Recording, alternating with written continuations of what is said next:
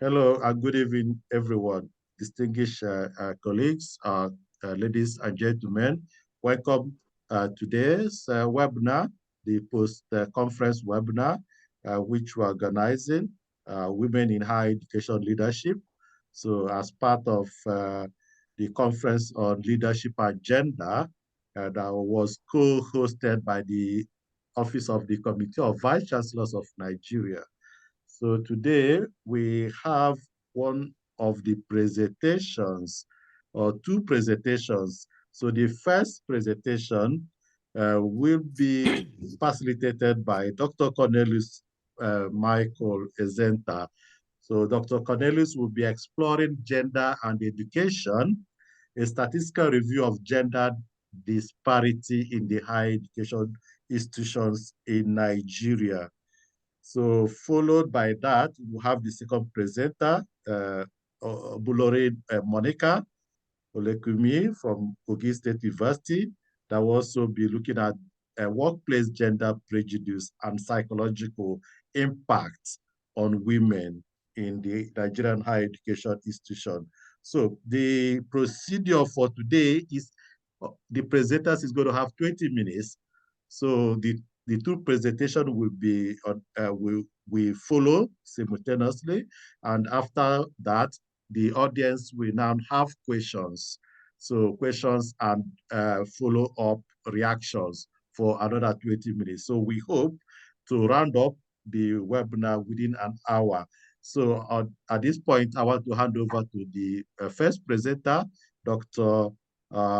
Cornelius, please. Good afternoon, everybody.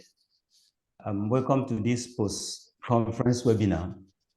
I'm presenting a paper on gender and education, a statistical review of gender disparity in higher institutions in Nigeria. This paper is written by Ekenta CM, Akwa EC, Otebu TC, and Mmamel CB at the International Conference on Leadership and Gender organized by Women in Higher Education Leadership that was held in Bello University. As a way of introduction, education is a permanent change in behavior as a result of learning, which consists of all efforts made by a society to accomplish set objectives that are considered desirable.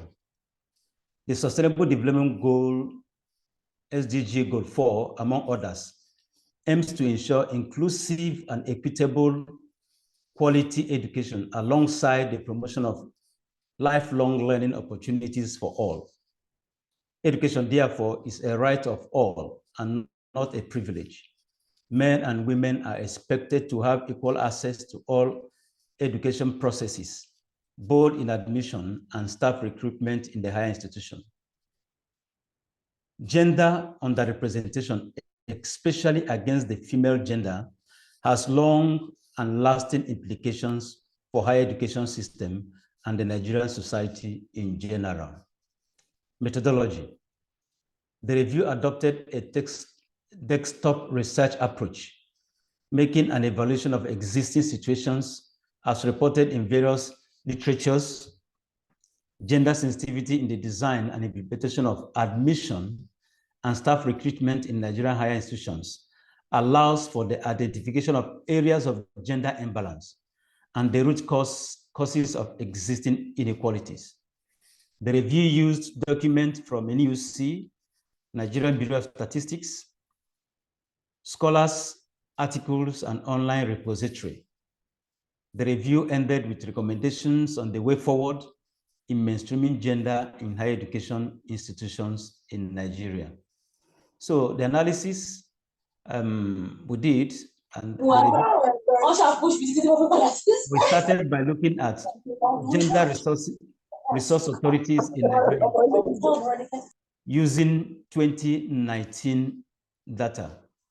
Resource authorities such as gender centers or institutes, gender research groups, gender policy, and anti-sexual harassment policy. So we'll try to look how many universities in Nigeria have these resource authorities, because having these resource authorities will give awareness to gender issues and help in mainstreaming gender. And when we look at the various universities that we selected, about 14 of them, we found out that gender centers, at least about 11 of the universities, giving 78% of the 14 of them selected, have gender centers. Gender research group, we found out that only 3 universities, representing just 21% of the selected universities, have a gender research group. Gender policy, we found out that only 4 universities, representing about 28%, have a gender policy and anti-sexual harassment policy, only 3 of them. And 1 was drafting it at the time of this report in 2019. So you can see that gender issue in Nigeria is not about the disparity in terms of women only, but then areas of authorities that can help to create awareness of gender issues in university is actually not present in most Nigerian universities, which is a problem, because if we have these authorities, all these resource centers, it will help to create awareness of gender issues in Nigerian universities. We now went ahead to look at issues of admission in Nigerian universities, issues of admission. First of all, looked at undergraduate full-time students enrollment in universities in Nigeria, considering different courses from social science to veterinary medicine that we considered. When you look at that, we found out that there's a lot of disparity in admission processes. For social sciences, the disparity we could find between men and women admission was about 20%. Men, about 60% had admission, female 40%, so leaving a gap of 20% against the female folks. So you had more men, more boys and men and ladies and gentlemen, no, more gentlemen admitted into social sciences. We looked at, if you look at administration, the same thing, it follows the same trend. More boys were admitted than the females. If you look at is in education and social and sciences, surprisingly sciences, yes, we discovered we had more females, different percentages. And now, if you look at computing, you could see the gap, computing and engineering, the gap is so wide. For engineering, we have about 78% disparity between admission for males and females. Computing, we had about 58% disparity. So it is obvious in admission for undergraduates, full-time undergraduates, there's a lot of disparity in the admission process. We also looked at admission for part-time, undergraduate part-time. We discover that there's disparity of about 8%, yes, between men and women that were admitted for part-time studies in Nigerian universities. Looking at the number, you have a total of 85,483 in total. But the female had about 39,521 and male had about 45,962. So there's disparity, but not too wide, but then there is a disparity in admission for part-time undergraduate program. Now we looked at the full-time postgraduate program. Full-time postgraduate program. That we had about 22% disparity. 22% disparity amongst males and females because we looked at both private, state, and federal universities.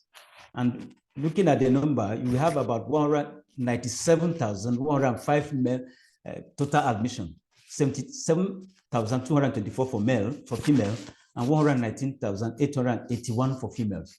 So there's disparity in admission level, even at the postgraduate level, in the full-time admission. We also looked at part-time postgraduate enrollment for the same year. And we look at it, you see a disparity of about 22%, because looking at the figures, the number there, you have 22,000 in total, 612 admitted for the part-time program. The number of women that were admitted, 8,862, while that of men, 13,750. That got a disparity of about 22% in admission for postgraduates at part-time level. So obviously, at the admission level, there's already disparity. And this disparity goes along in the level of maybe employment and other things that happen in the university environment. We now looked at academic staff employment by gender across different programs. We looked at different programs from social sciences and a group we called others, maybe other that we were not able to bring on as individual courses. If you look at it, the blue color shows representation of men, and the purple color, well, I don't know whether it's purple or brown, I'm a bit color blind, is showing that of the female. If you look at that graph, you will see that the blue colors are more in number, in percentage, than that of the women. They are more, which means in the higher institution, you have more male lecturers, male academic staff being recruited than the female. So the disparity, for instance, in the social science was given about 21%, no, 25%, and in the science, it's about 21%, and that follows in almost all the courses and all the departments that male and female were recruited. So the disparity is obvious. Now we looked at representation,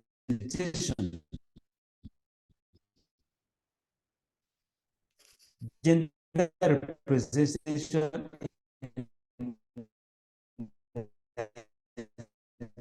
during university leadership management.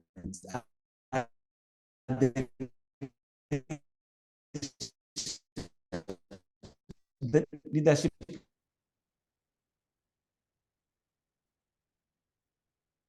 I think we may have lost Dr. Cornelius there. I'm sure we've lost that, it may have lost connection. We may have for him to reconnect. So in time, while we're waiting for him to reconnect, I think Dr. Cornelius was trying to explore the different, the imbalances, especially in the area of gender equity, diversity, and inclusivity policies in Nigerian higher education system, where there are lots of institutions do not have the appropriate policies to guide, regulate, and moderate affairs of the institution concerning, diversity, concerning inclusivity, and concerning equity. Or many people argue that equality is not possible in the current dispensation and also in our cultural context, but equity is possible, even if equality is not possible. And also, Dr. Cornelius was trying to highlight again the disparity in the admission process, that is academic access. So related to gender disparity in admissions, especially concerning undergraduate and also postgraduate. So it is something that perhaps while we're waiting for him, the question I may ask or we might want to explore is, what are the underlying causes for all this disparity, and why have those issues not been resolved, especially within the Nigerian context? So I don't know if anybody wants to come in while we're waiting for Dr. Cornelius to, to help us. Why these issues? Why are there these disparities? And why is this still lingering? Why has it not been resolved?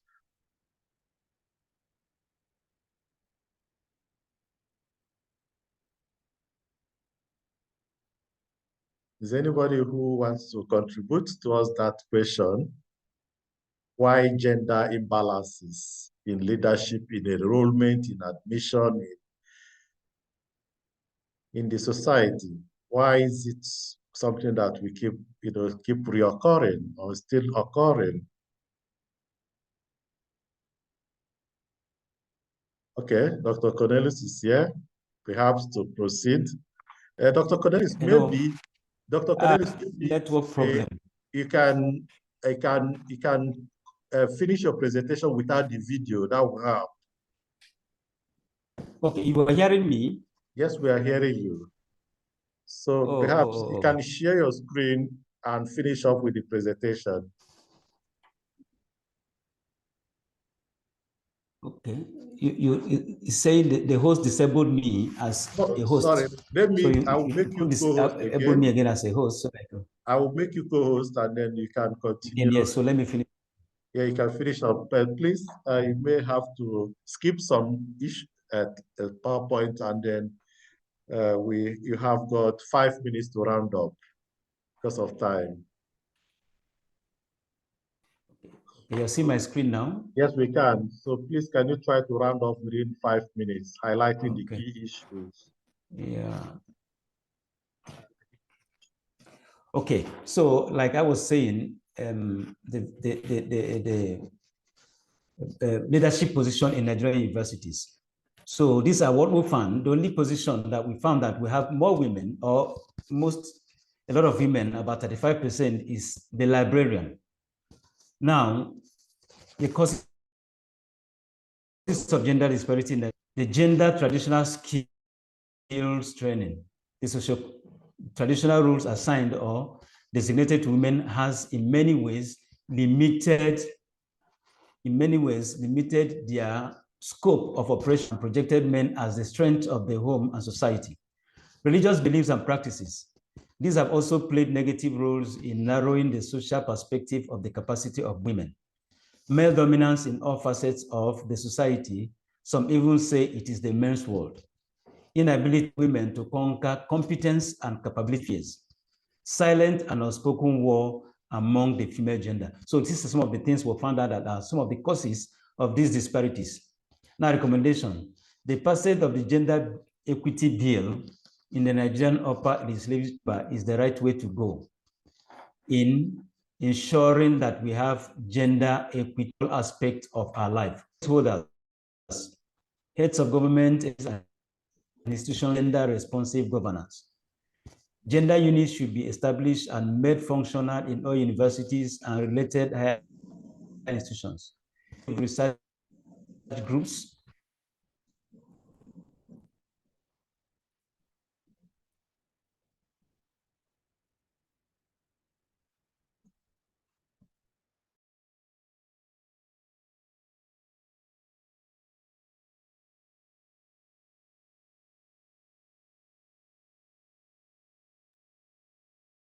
Hello, Dr. Cornelius. I think we've lost him again, the connection.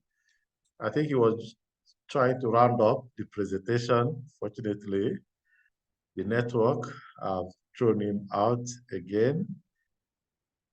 Can I ask Monica, the second presenter, please, to get ready so that you can do your presentation.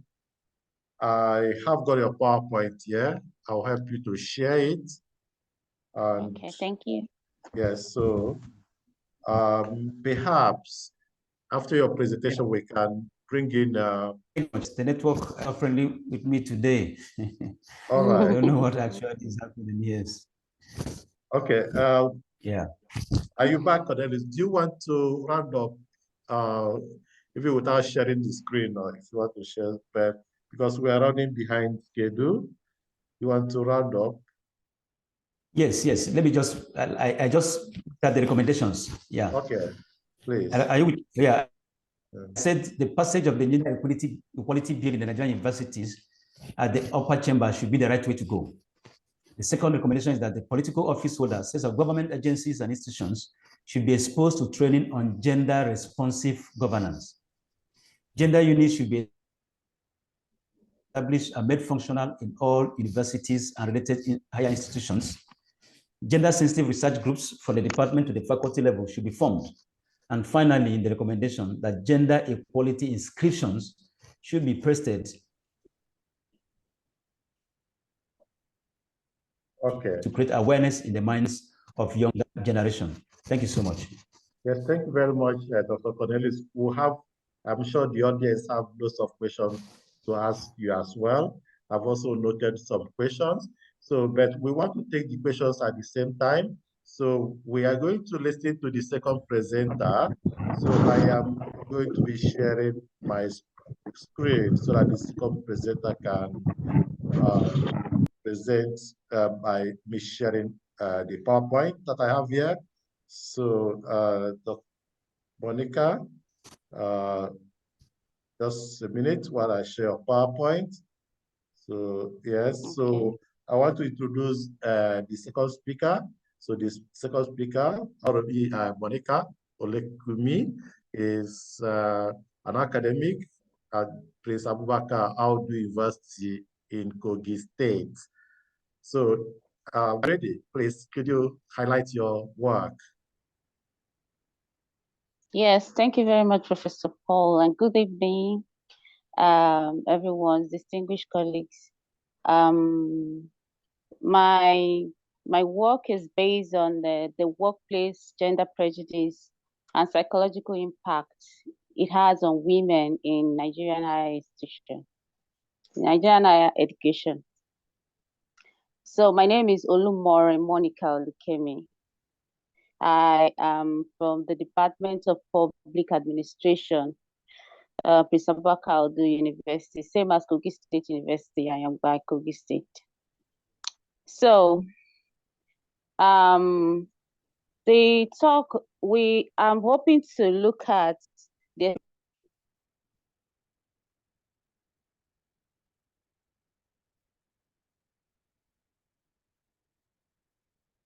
Monica, are you still with us? First slide, please. Let me take a look at the introduction, Professor Paul. Looking at the introduction, we're going to be looking at what limits women exactly in the workplace, the kind of discrimination they encounter. We have highlighted on equal treatment, limited career advancement opportunity, unequal pay. We have the microaggression and the exclusion from decision-making processes.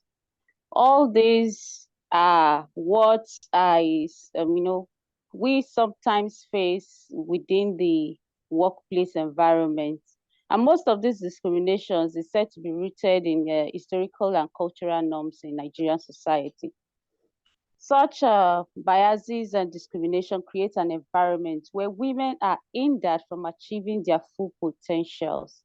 This psychological impact of workplace gender prejudice is created by societal expectation placed on women, including traditional gender roles and family responsibilities.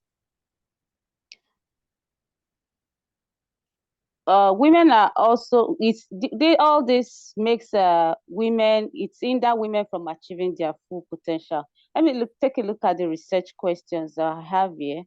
How prevalent is workplace gender prejudice in Nigerian higher education? Second, what are the factors contributing to workplace gender prejudice in Nigerian higher education? The third one is, how does workplace gender prejudice in Nigerian higher education impact the psychological well-being of women? The fourth, how do women in Nigerian higher education cope with workplace gender prejudice? And the last one is the strategies. We want to know what the strategies is that can be implemented to mitigate workplace gender prejudice in Nigerian higher education. Moving on, the next slide, and the literature review explore here is the first one we check is by Adebite and Tijani. They stated stereotypes hinder women's career advancement, as men are often considered better suited for leadership positions. Another one by Musa et al. Also upholds that assessing employment opportunity is challenging for women due to gender biases that influences recruitment decisions. A similar study also conducted by Kaya in Nigerian higher education found that gender stereotype and societal expectations hinder women's career advancement opportunity. Well,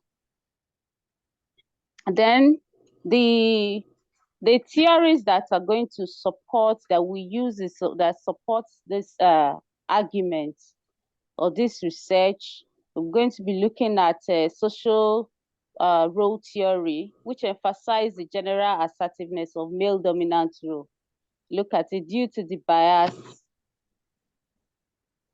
of the female gender role against the female gender role.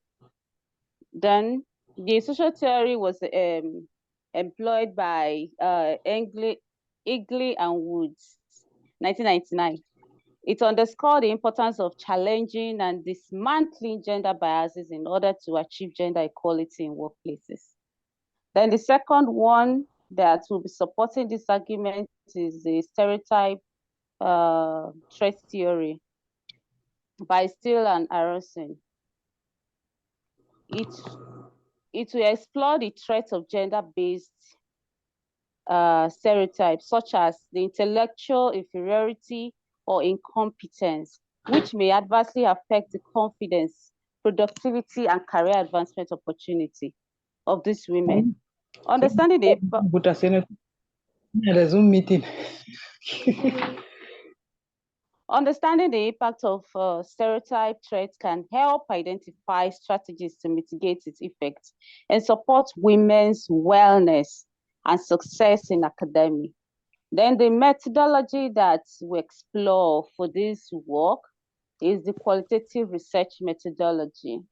Academic articles were, explored, research papers, case studies, selected participants from in-depth interview. Then we have focus group opportunities for group interactions. In fact, one of the some of my data was collected from the workshop that was done on this platform that we had to talk about the female gender roles, the impact it has on the our workspace and all of that. So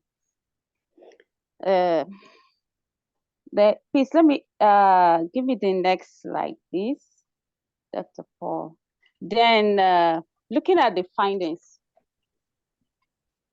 the participants collectively indicate that workplace gender prejudice is prevalent in Nigerian higher education.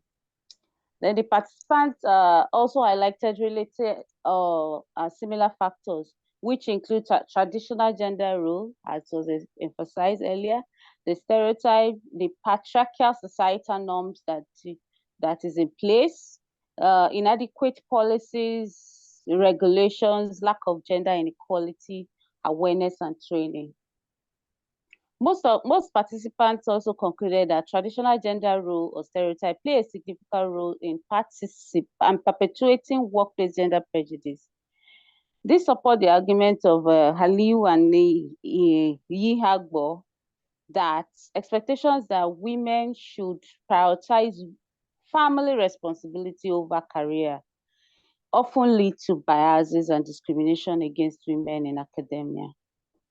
This research also suggests that women who experience gender prejudice in this context are more likely to suffer from stress, anxiety, depression, low self-esteem, and reduced job satisfaction. Out of the 30 participants that were interviewed, 14 of them have described the negative workplace experiences associated with gender prejudice. This leads to emotional stress, reduced psychological well-being. This research equally discovers that women in leadership positions who encounter discrimination experience lower self-esteem, low job satisfaction, which affect their overall mental health.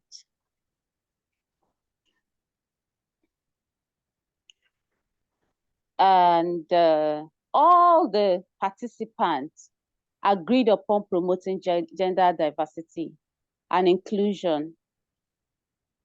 Involves actively recruiting and retaining women in academic position, ensuring equal opportunity for career advancement, and creating inclusive work environments that value diverse perspective.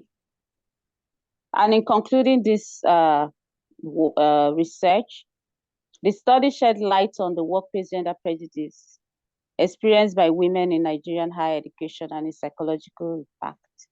The findings reveal the need for proactive intervention to eliminate workplace gender prejudice, foster supportive organizational culture, and ensure gender equity. So by addressing this issue, Nigerian higher education institutions can create inclusive environments that enable women to strive and contribute fully to the sector. I think that is that. Have a few recommendations. Yeah. Thank you very much. Thank you very much for that presentation, Monica. So, ladies and gentlemen, you have heard from the two speakers, both of them highlighting the imbalance in terms of gender, both in the workplace, but also the impact that the balance have, especially in women career advancement. So now, the opportunity for you to ask questions to the presenters or contribute towards this debate. So the floor is all yours. I'm sure you also follow me to thank the presenters for a job well done, before you ask your question. And please, when you do ask your question, could you introduce yourself, your full name, position, and the university or institution? Thank you.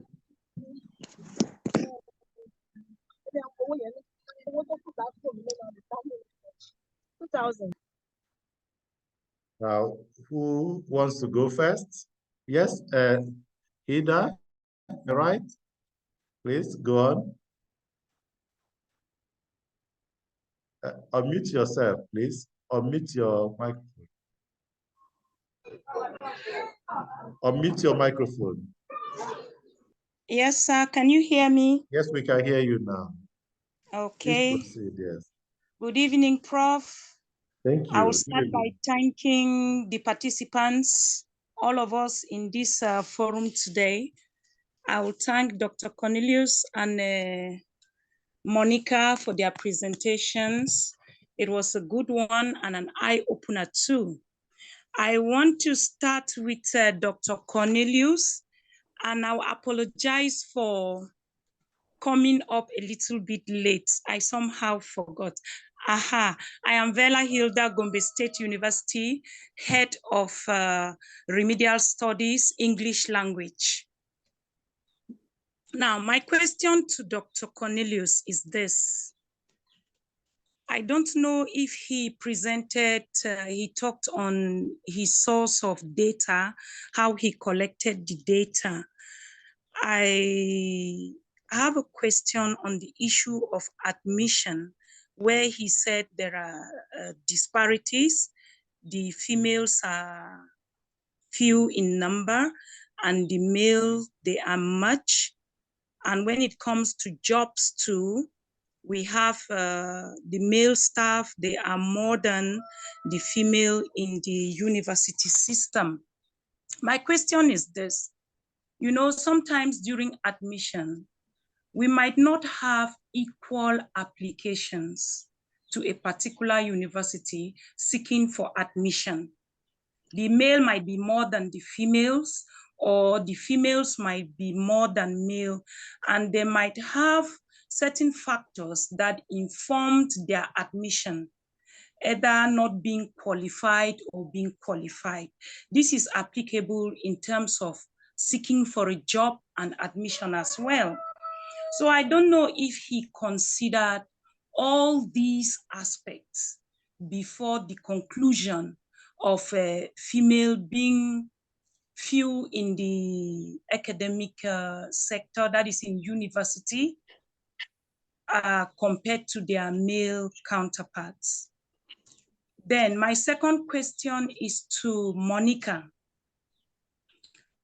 While giving her introduction, she made mention of unequal pay.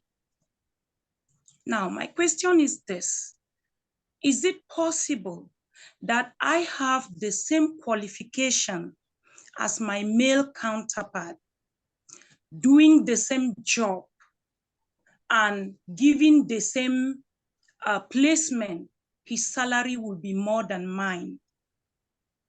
What about this equal pay is what I don't seem to come to terms with. Thank you, sir. Thank you very much, Hida, for that questions. And then Dr. Cornelius, we'll come to you first. What responses do you have to the question? Dr. Cornelius, do you want to unmute yourself?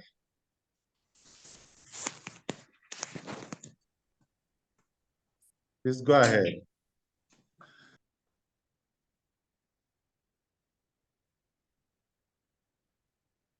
Hello. Dr. Cornelius, could you respond to the question, please? I think he might be having a problem with his network, yes. Yes.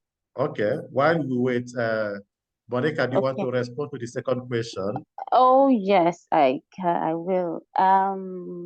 Hilda, thank you so much for the question. Even I had thought about why writing the paper, I thought of a better way to put up.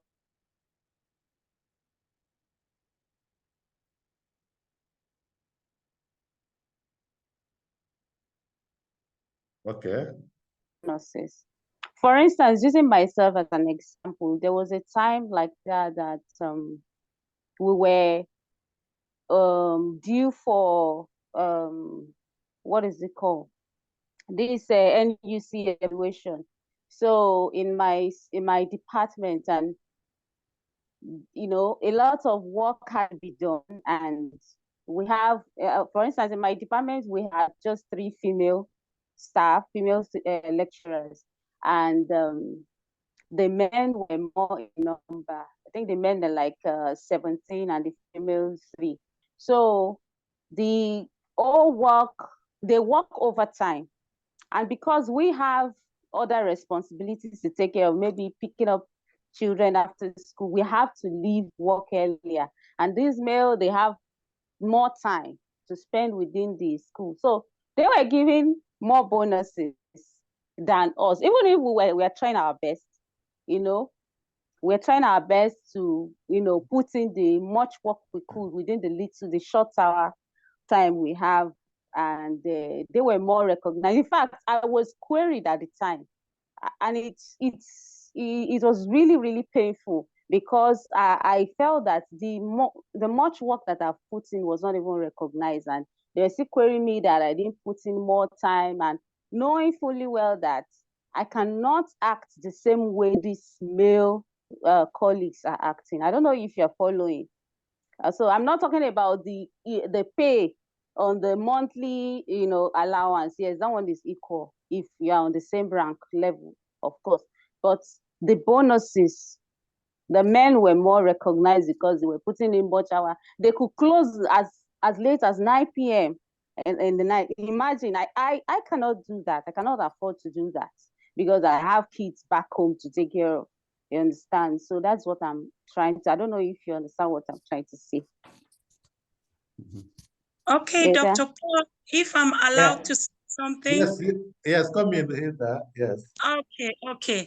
I think if this is the explanation from Madam Monica, I think she will, to make it, let it not be confusing, she will have to rephrase that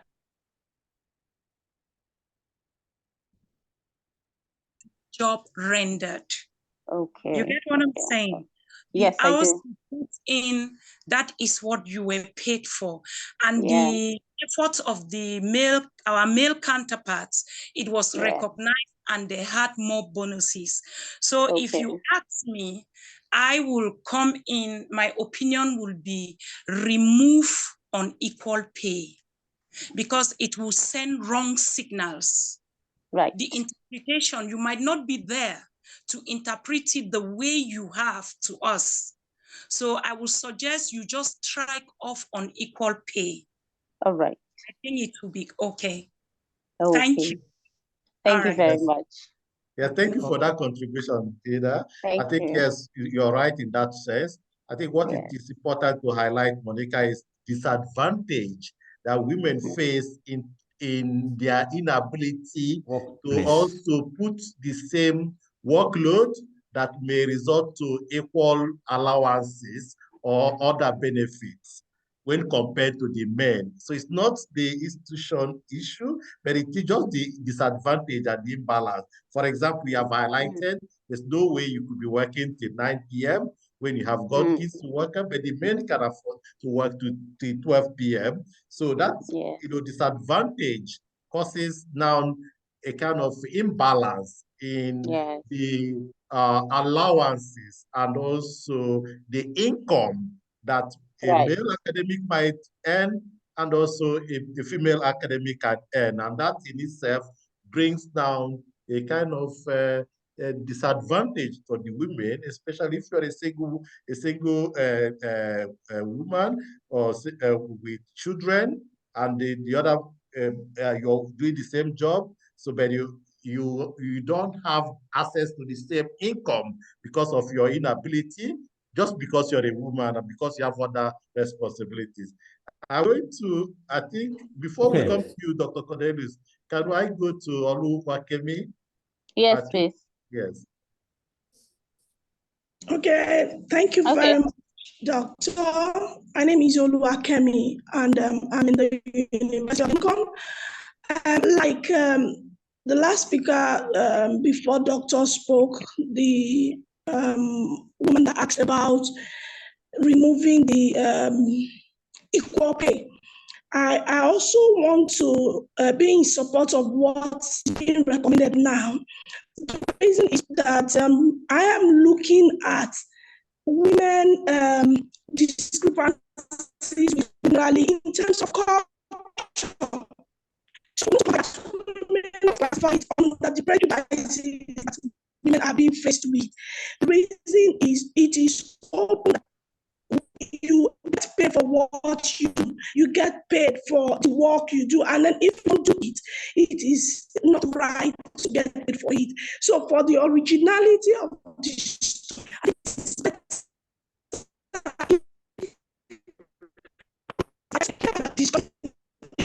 what the doctor mentioned, which is workload for women, the kind of team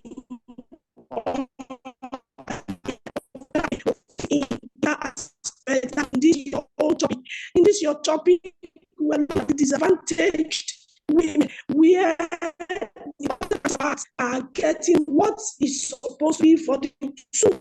So I think that's a conclusion. Thank you.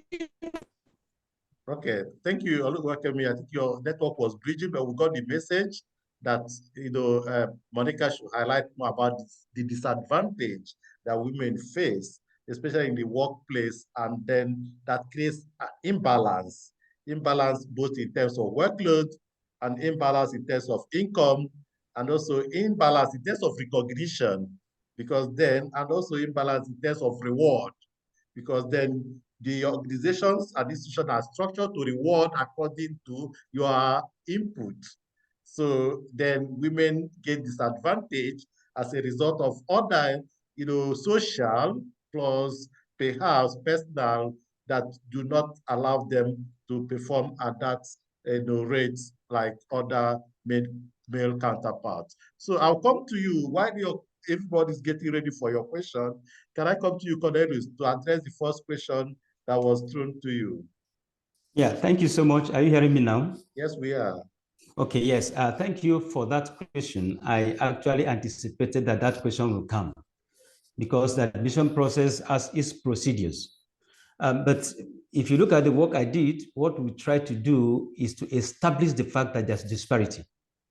We are not laying blames on anybody, whether the university or the JAM, but not just saying that there's disparity. There should be some form of research to establish that fact, that there is disparity.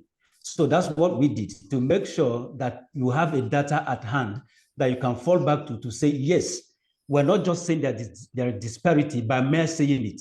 There's facts to prove it. So what we do is to confirm that disparity with information. Now, coming to the fact of who to be blamed, or what are the causes of these imbalances. You could see when I was talking about my recommendation or conclusion, I did mention that our traditional practices is still a problem. It's a gender issue, and disparity in gender issues is something that has a chain reaction. Something happens, it will have a ripple effect on the other. What happens from the home, the disparity that comes from the home, it is what is pushing the disparity to the level you are seeing it.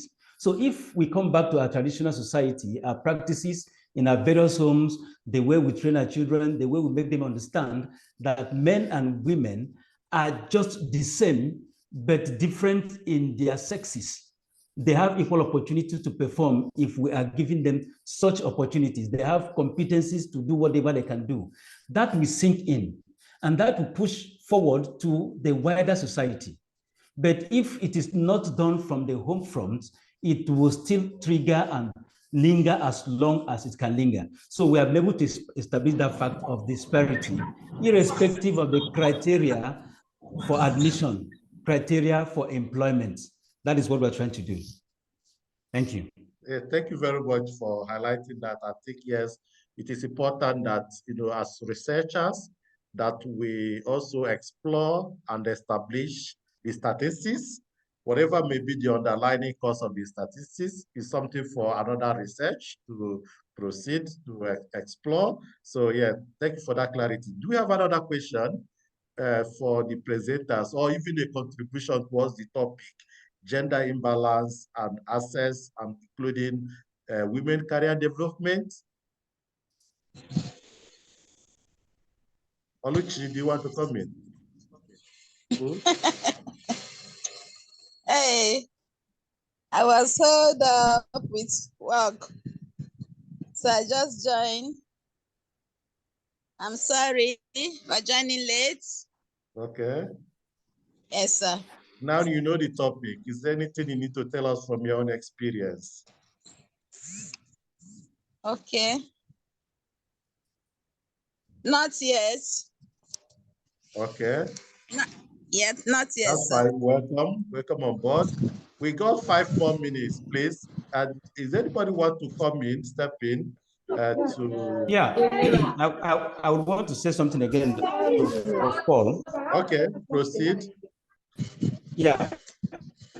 Yeah, what I want to say is that when I was making recommendation,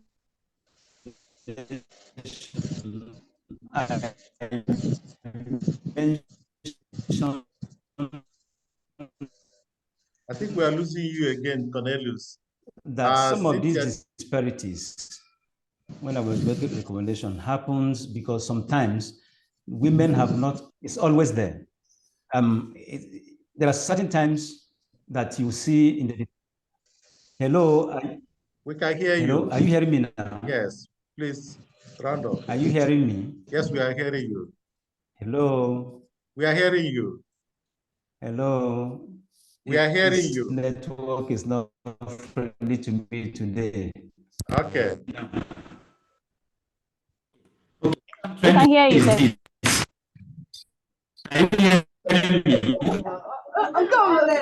what I'm trying to explain is this.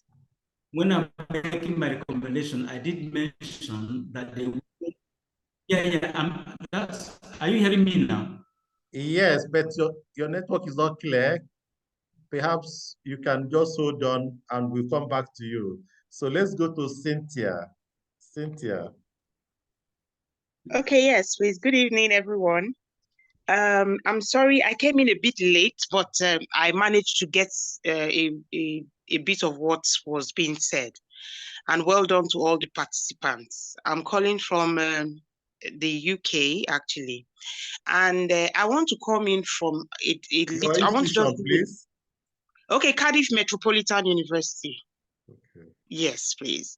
I just want to come in with a little addition from the angle of innovation. Now, you see, with the exponential growth and the exponential rate.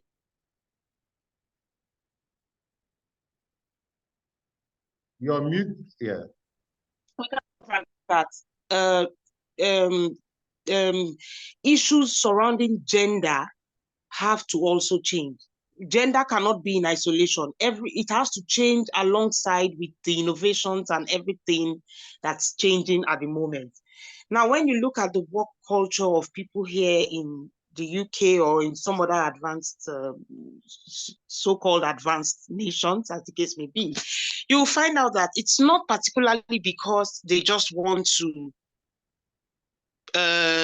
work the way they work. It is because of the rate at which things change or the rate at which things evolve. Now, at certain times in their own evolution in these places, women were equally... it will surprise some of us to know that even here too, they still look at, oh, women, they still try to make women try to I don't know how to put it, emphasize the issue of gender a little bit more here too. But although they are far ahead of us in Nigeria, no doubt, but you look at it and you see that why is it that they have gone far this way? It's because things are changing. Now here, you find a man and a woman working. I mean, you cannot have, in Nigeria, a man can afford to tell the wife, say, you know what, please don't work. I just want you to take care of the children, no working, don't worry, I'll pay the bills, I will pay the rent, I will pay the school fees and all of that, and it will work. I mean, it will go very well with everybody. If he's working, if he's having a good job, well, maybe not now that things are a bit tough in Nigeria, but with the way we knew Nigeria to be, if he's working in a very good company, everybody can actually sit at home. The woman can actually sit at home and just take care of the kids, and maybe what she may just want to do is just maybe a bit of hairdressing or tailoring or whatever, that is not really even paying any bill, just to keep her busy. But here in the Western world, it is different. You cannot afford to say I'm not working. In fact, when they say you should not work, you will be crying. Maybe if you have to nurse a baby or something, for that 9 months or that period, you will be thinking of the money you are losing. Now, when you see things like this happening, because of that, and of course, because of their system, because of the system that operates here, where everybody must work, you have bills hanging on your neck on a monthly basis. You find out that there's no room to say, oh, the woman is not going to, should not do this, or should not aspire, or should not grow in the rank. There's no room for that. So I think it is high time and gradually we can agree with me that Nigeria is equally getting to that point, to that level where things are really getting tough, or not even necessarily because of the present economic challenges, but I mean, with the changes all around, you will agree with me that it is high time that we started looking towards emancipating ourselves from certain forms of stereotypes that keep us caged. You understand if you get my point? So we need to begin to understand that the changes all around, as much as we like to keep our culture, as much as culture is something that gives us our identity, we need to start understanding that there are certain things that must equally evolve alongside the other forms of changes that are taking place. And of course, this stereotypical thing about, oh, a woman is this, or a woman may not necessarily need to aspire to such leadership positions, or as the case may be, may need to begin to change gradually. Thank you. Yes, thank you very much, Cynthia, for that contribution. And I think, yes, what we have taken from your contribution is that I think with the situation, especially with the work imbalance or gender imbalance in Nigeria, can be addressed through innovation. For example, technology has made it now that you can work from home for certain job. I think it's also for higher education in Nigeria to find a way of innovating so that they can tweak their job roles so that you can actually work from home. For instance, most of the work that Monica was highlighting, perhaps that require people to do can be done from working from home. So if a woman, for example, have got a home responsibility of looking after the kids, it can be at home working virtually and still meeting up with whatever the male counterpart is doing. So hence the need for higher education institution in Nigeria to also find a way to innovate and apply technology so that they can be at the same pace with other higher education institutions across the world where they have used technology to mitigate against, for example, the imbalance in work-life balance, also mitigate against perhaps enabling staff to adapt to both home and work needs, because without the balance, then there is always one we give in. And in many cases for women, the one that we're giving is the work, because then the home becomes more priority. I think that's the message we got from Cynthia, that the higher education institution need to improve using technology, using innovation, and then bridging that gap in terms of work-life balance. Any other contribution? Monica, your hands up. Yes, please, Prof. I would really like to emphasize something. When I was talking earlier, I made mention of that during that evaluation period I was talking about. I said I put in more work. In fact, I would say most of the work we can easily relate with, the IT stuff, working on computer, writing and all of that. I did every of the work for them. But when it comes to going to the office to arrange files and documents, that is where you will find me missing. I don't know if you understand. So yeah, most of this work was delivered to the head of the department. But because they felt that I was not, physically on ground, that meant the extra hours to put in. I go home most of the time. I spend late nights working on this project. You understand? But I feel that this work done was not recognized as it was not as recognized as when you are physically present arranging files in the office. Yeah, offices. yes, we get the message, Monica. That's what exactly we're what also I'm talking about. Yes. We got the message. That's what we are saying, that this institution need to change. Working virtual is the same in most countries now as working in the office or working at the workplace. It's the same. For example, most people actually work, all their job, they work from home nowadays, post-COVID. They don't even need to come to the office. So that's why we're advocating that this institution need to change and recognize that if you work from home, it's the same as if somebody works from the office. In fact, in some studies have also shown that even working from home, people work more than working from the office. Okay, so let me not take up the whole idea. You're back again. Yes, very brief, Prof. Yes.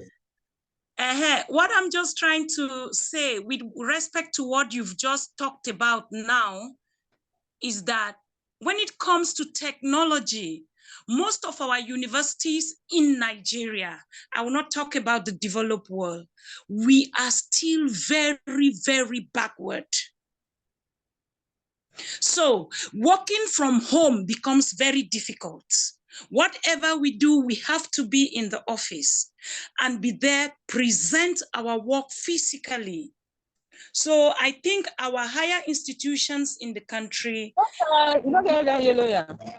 we will also say that they should try as much as possible to develop our technological system, our network, so that we can also enjoy this aspect of working at home, because it's lacking in most of our universities. Thank you, sir.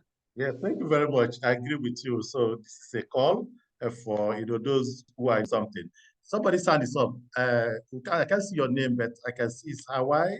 That's your phone. Go ahead, please. And that's the final question. Hello. Can you Yes, hear we me? can hear you. Good evening, everyone. So my name is Ibrahim Abdullahi from Federal Polytechnic, Daura, Katsina State. I'm actually based on the. Could you come closer to your microphone, please? Based on the limited resources we have here in Nigeria, so women can work even at home. For example, women can sell recharge cards, women can sell data, even POS. So it will help them to work, to stay at home and work, since we are actually we don't have even more technology that women can work at home properly. Thank you. Yes, thank you very much. I think you're talking about alternative income to supplement the work income. So yes, I think there's no more hands up or reaction. So I want us to keep to the time because of data issues. Thank you very much, everyone.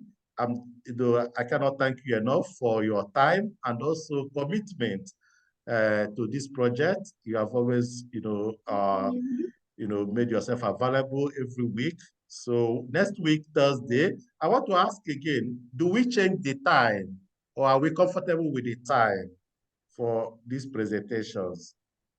Should we change it? The time is okay for me. Okay. For me, the time is okay, Prof. Okay, the time is okay. It's okay. Okay, so we're going to stick to this time, but also I want to everyone, can I ask you that please be ambassador to this project, tell your colleagues in your various institutions about this project, let them join, and if they want to showcase their work, we are willing to allow anyone to come and present. So we're going to be using every Thursday for this presentation. Please do publicize the project and our call to all your colleagues in various institutions. Thank you very much and have a wonderful evening.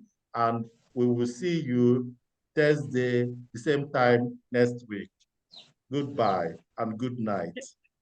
Thank you very so much, Prof. Bye-bye. Thank you. It was a good one. Bye-bye, Prof. Okay. Bye. Yes. Oh, recording.